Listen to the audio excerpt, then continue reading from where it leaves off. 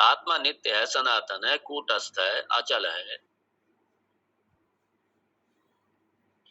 यही निर्विकल्प, यही निर्विकार है। निर्विकार, सारे विकारों से रहित। जब उसमें विकार ही नहीं है तो असेंडिंग डिसेंडिंग काहे का होगा? शुद्ध अशुद्ध काहे का होगा उसमें? वो नित्य शुद्ध है, वो नित्य शुद्ध है, वो नित्य ज्ञान स्वरूप है, नित्य शुद्ध है। वो अज्ञानी आत्मा कहां से हो जाएगा? आत्मा के अज्ञान को खत्म करना है। हाँ, इसके इसके दो तरीके से हैं। आत्मा का ज्ञान मतलब अगर मेरे को आत्मा अज्ञान है तो अज्ञान को खत्म करना एक तो ये हो गया, ये तो ठीक है। लेकिन वो समझते हैं आत्मा में अज्ञान है और आत्मा के अंदर जो अज्ञान है उस आत्मा के अज्ञान का नाश करना। यहाँ पे गलत है, लोग यही समझते हैं बस। आत्मा के अंदर अज्ञान, और वो ज्ञान स्वरूप है, वो नित्य ज्ञान स्वरूप है, वो चित स्वरूप है, मतलब ज्ञान स्वरूप है, चैतन्य है।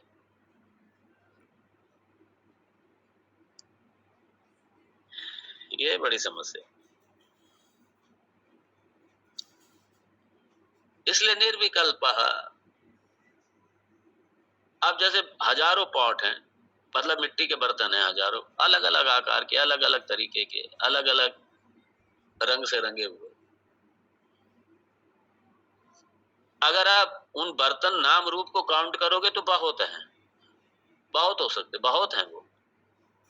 आप नाम लेते रहिए, और ये मिट्टी से बना हुआ जगत का आप जो भी देखेंगे आप गिन नहीं पाएंगे, आप गिन नहीं पाएंगे। लेकिन अगर आप उसका जो अधिष्ठान है सारे बर्तनों का, मिट्टी का जितना प्रपंच है, अगर आप उसका अधिष्ठान को पकड़ेंगे तो सिर्फ मिट्टी तो सत्य है। तो मिट्टी रूप से वो निर्विकल्पक है, मिट्टी रूप से, अधिष्ठान रूप से वो निर्विकल्पक है। यहाँ पे जो संदर्भ है वो मिट्टी और उसके बने हुए उस जगत का लिया जा रहा है, इसलिए यहीं तक रह गया। तो अगर आप उस स्टैंड को पकड़ेंगे तो मिट्टी निर्विकल्पक है, मिट्टी रूप से वो एक ही मिट्टी है, सारे नाम रूप उसके ऊपर कल्पित। मिट्टी बिना कुछ नहीं है, वो मिट्टी बिना नहीं रह सकते। मिट्टी अपनी सत्ता खींच ले समाप्त हो जाएंगे, सारे समाप्त हो जाएंगे। इसलिए अगर ब्रह्म अपनी सत्ता खींच ले जगत से तो खत्म, जगत रहेगा कहां? कहां से जगत रहे? नॉन एग्जिस्टेंट हो जाएगा सब। तो मिट्टी कह सकती है कि अहम निर्विकल्प, लेकिन बर्तन नहीं कह सकता अहम निर्विकल्प, घट नहीं कह सकता अहम निर्विकल्प, मिट्टी कह सकती है हम निर्विकल्प। नाम रूप से कह सकते हैं आज सविकल्प, यह विकल्प है, ये सारे सविकल्प। आत्म तत्व रूप से, ब्रह्म तत्व रूप से नहीं कह सकते कि सविकल्प, निर्विकल्प।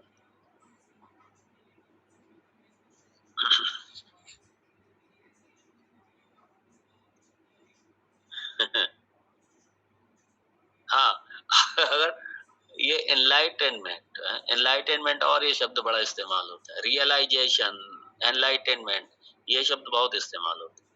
साक्षात्कार, रियलाइजेशन, आपको रियलाइज करना है। एनलाइटेनमेंट, साक्षात्कार, रियलाइजेशन,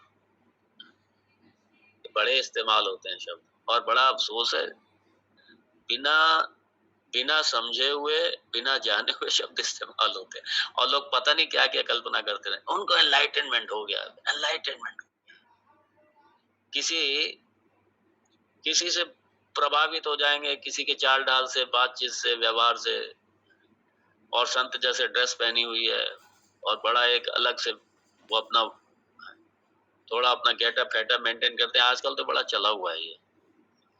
फिर ये कहेंगे एनलाइटेनमेंट है, इनको एनलाइटेनमेंट हो गया है। आपको क्या पता है एनलाइटमेंट? पहले ये तो बताओ एनलाइटमेंट का मतलब क्या होता है एनलाइटमेंट। इसलिए एनलाइटमेंट भी समझ लीजिए, एनलाइटमेंट आत्म साक्षात्कार, आत्म साक्षात्कार, ब्रह्म साक्षात्कार, एनलाइटमेंट, रियलाइजेशन, ये सारे शब्दों का एक ही अर्थ है, आत्मज्ञान, ब्रह्म ज्ञान। कौन सा ब्रह्म ज्ञान? अहम ब्रह्मास्मि, अहम ब्रह्मास्मि, एकमेव अद्वितीय ब्रह्म तद्ब्रह्म अहम अस्मि। यही आज लिख लीजिए इसको। यही एनलाइटनमेंट है, यही आत्म साक्षात्कार है, और यही रियलाइजेशन है, सेल्फ रियलाइजेशन यही है। इसलिए कई बार शब्द बड़े बड़े कैपिटल अक्षर में लिख देंगे किताब में, सेल्फ रियलाइजेशन, एनलाइटनमेंट, और सब कैपिटल अक्षर, कैपिटल में लिख देंगे सब। पता नहीं क्या, और समझते नहीं है लोग, शब्द इस्तेमाल हो जाते।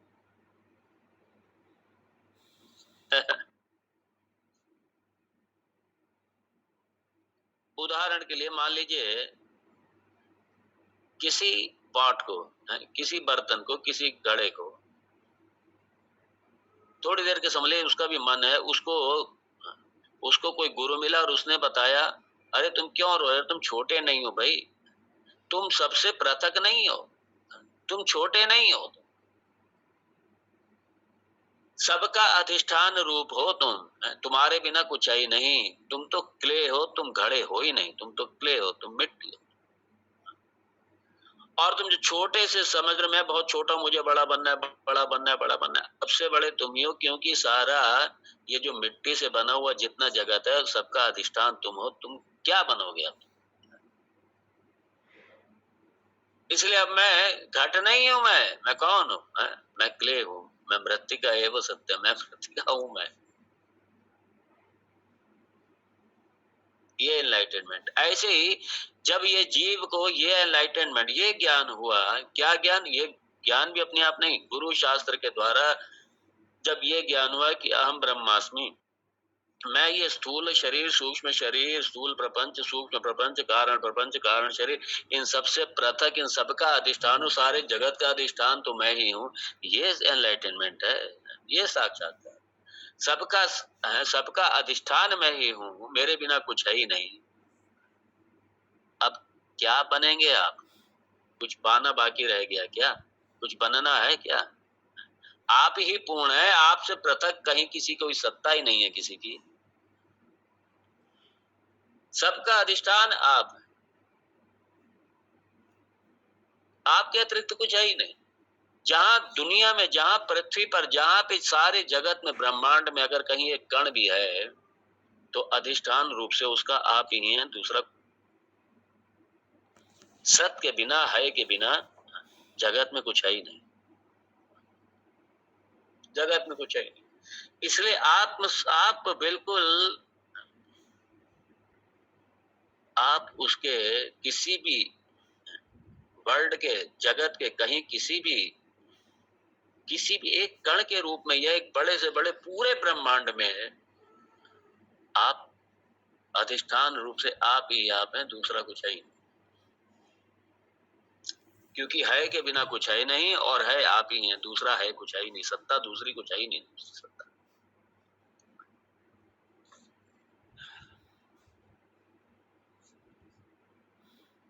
तो इसी को कहते हैं वर्ल्ड का ट्रांसेंडेंस। आप वर्ल्ड से ऊपर चले गए, मतलब क्या? वर्ल्ड कहीं मिट गया क्या? नहीं, वर्ल्ड कहीं मिटा, कोई डिसअपियर नहीं हो गया, कोई गायब नहीं हो गया। संसार कोई गायब नहीं हो गया, संसार कोई मिट नहीं गया संसार,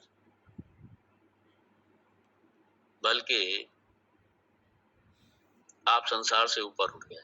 इसी को कहते हैं ट्रांसेंडेंस। मतलब आपने जगत का अधिष्ठान रूप से, चूंकि आप ही हैं, ये सब कुछ वैसे का वैसे ही रखा हुआ है, लेकिन अब ये सब क्या हो गए? सिर्फ प्रतीत हो रहे हैं, भास रहे हैं, इनकी कोई सत्ता ही नहीं है। जब इनकी कोई सत्ता ही नहीं है, यह ही नहीं, तो आपको न आपके लिए जो भय का जो साधन था, ये आपका तो भय समाप्त हो गया, आपका शोक समाप्त हो गया, आपका भय, शोक, सारी समस्याएं आपकी समाप्त हो गई। अब ये आपको नुकसान पहुंचाने वाला नहीं है। जब रज्जु पर सर्प जो भास रहा था, जब उसका बाध हो गया, तो सर्प से जो डर लग रहा था, वो सारा डर समाप्त हो गया। सारा रज्जु रज्जू का ज्ञान हुआ, सर्प का जो अज्ञान की वजह से सर्प जो दिखाई दे रहा है, सर्प का बाध हो गया। और जैसे सर्प का बाध हुआ तो जो सर्प की वजह से जो दुनिया भर का भय उत्पन्न हो गया था अपने अंदर, वो भी दूर चला गया, हट गया, समाप्त हो,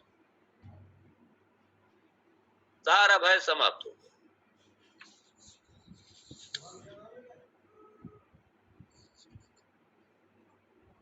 आप इसी तरीके से दूसरा दृष्टांत देखिए,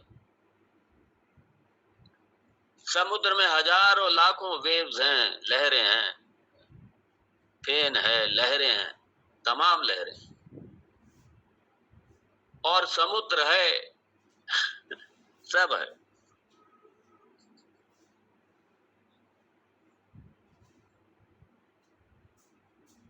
तो जब हमको ये ज्ञान हुआ है कि वेव नाम की, लहर नाम की कोई चीज नहीं है, समुद्र नाम की भी कोई चीज नहीं है, जितनी सारी लहरें हैं, जो कुछ भी समुद्र में है, बुलबुलें हैं, जो कुछ भी उपाधि रूप से दिखाई दे रहा है, ये सारे का सारा क्या उस जल पर कल्पित है।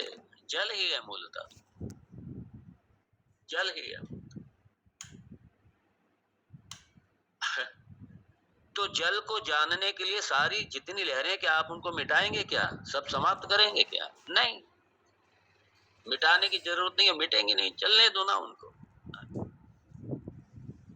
जब जल पे दृष्टि चली तो एक जल ही है सिर्फ। लहर जो घबरा रही थी, लहर जो असुरक्षित थी, लहर जो बड़ा बनना चाहती थी, पूर्ण होना चाहती थी, समुद्र बनना चाहती थी, कभी बन नहीं पा रही थी। ठीक है, छोटी लहर से बड़ी लहर हो गई, बस इतना ही है। लेकिन जब लहर को ये बोध कराया गया कि आप तो जल हो, आप समुद्र का ही अधिष्ठान हो, आप ही समुद्र हो, समुद्र बनोगे कि आप समुद्र ही हो।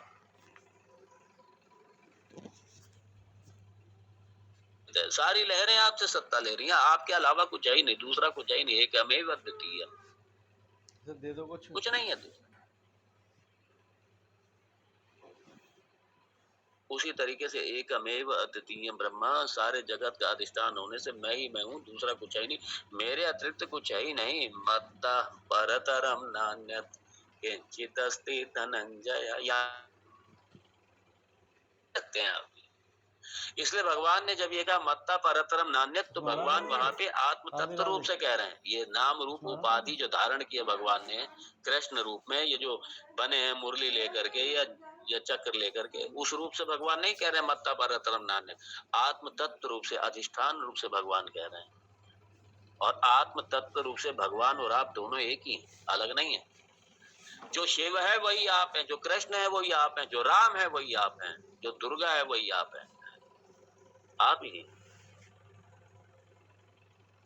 सारी उपाधियों का मर्दन करके अपने स्वरूपता एकमेव अद्वितीय ब्रह्म, वहां पे कोई विकल्प है ही नहीं भाई, अहम निर्विकल्प।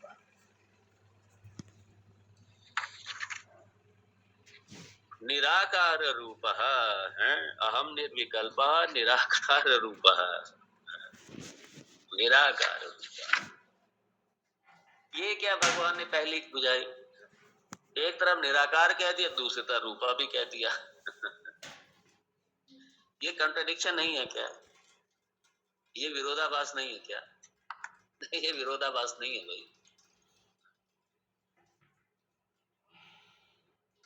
ये मीटर स्वरूप। अगर निराकार स्वरूपा कर देते तो मीटर बढ़ जाता, छंद डिस्टर्ब हो जाता। तो इसलिए यहाँ विरोधाभास नहीं है। एक तरफ निराकार कह रहे हैं, दूसरी तरफ रूप, मतलब निराकार मतलब कोई आकार नहीं, रूप मतलब आकार वाला, सीधी सी बात। तो आकार आकार और निराकार दोनों भगवान ने साथ में कैसे कह दिया? या रूप का मतलब स्वरूप से है, स्वरूपता निराकार, स्वरूपता निराकार। अहम निर्विकल्पो निराकार रूपो।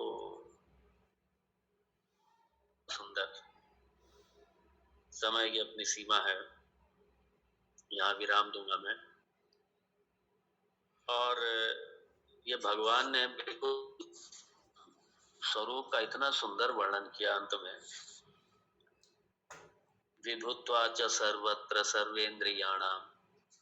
इसको थोड़ा और अच्छे से कल और देखेंगे, अभी तो शुरू नहीं किया। तो अहम निर्विकल्पो, आज इसी पे चले। निराकार रूपः विभुत्वा च सर्वत्र सर्वेंद्रियाणाम, ये नाचा संगतम नैव मुक्ति न में यह, इसको कल के सत्र में देखेंगे इसको। ओम तत्सत। ओम पूर्णमद पूर्णमिदं पूर्णात् पूर्णमुदच्यते पूर्णस्य पूर्णमादाय पूर्णमेवावशिष्यते। ओम शांति शांति शांति। हरि ओम श्री गुरुभ्यो नमः। हरि ओम।